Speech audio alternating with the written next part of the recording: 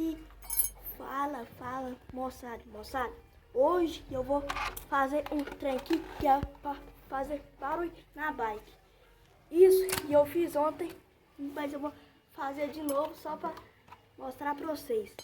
E atrás, mas e na frente, né? Você vai precisar de 1 litro cortado assim. Porque eu cortei ontem pra fazer coisa, né? Uma, né, tesoura e até, mas então, né, é cortar isso aqui.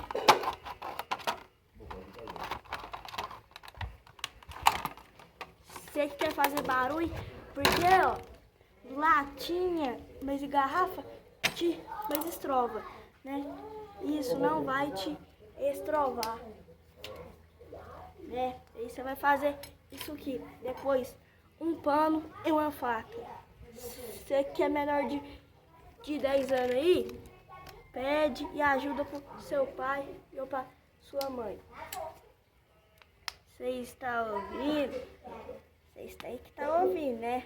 E que não. Aí, depois disso, tá aqui, né? Só deixa eu lhe caçar aqui um pedaço de arame. Pronto.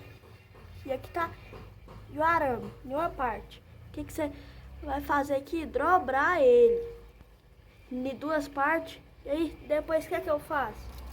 Tem que ser coisa.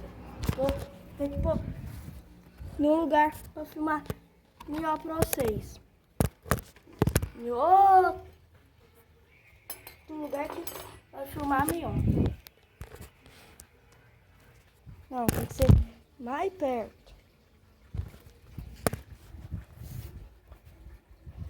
Que tá dando pra vocês verem? Ah, tá dando. Pra vocês verem de boa.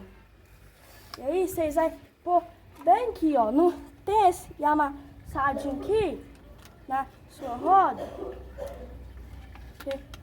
E todas que eu já vi tem. Aí você vai fazer assim. Pegar aqui. Desgrama. Pode passar. Tá de boa. Nossa, esse trem tá difícil. É junto. O que eu tô fazendo?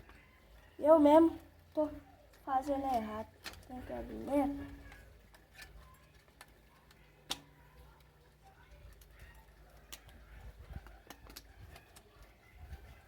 E agora aqui,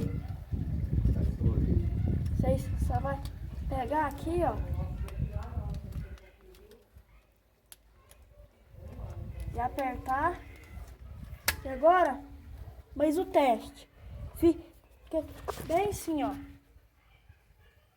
E atrás, né? Mas na frente fica de outro jeito. Esse jeito só foi pra mim mostrar pra vocês, né? Mas então aí, parte 2.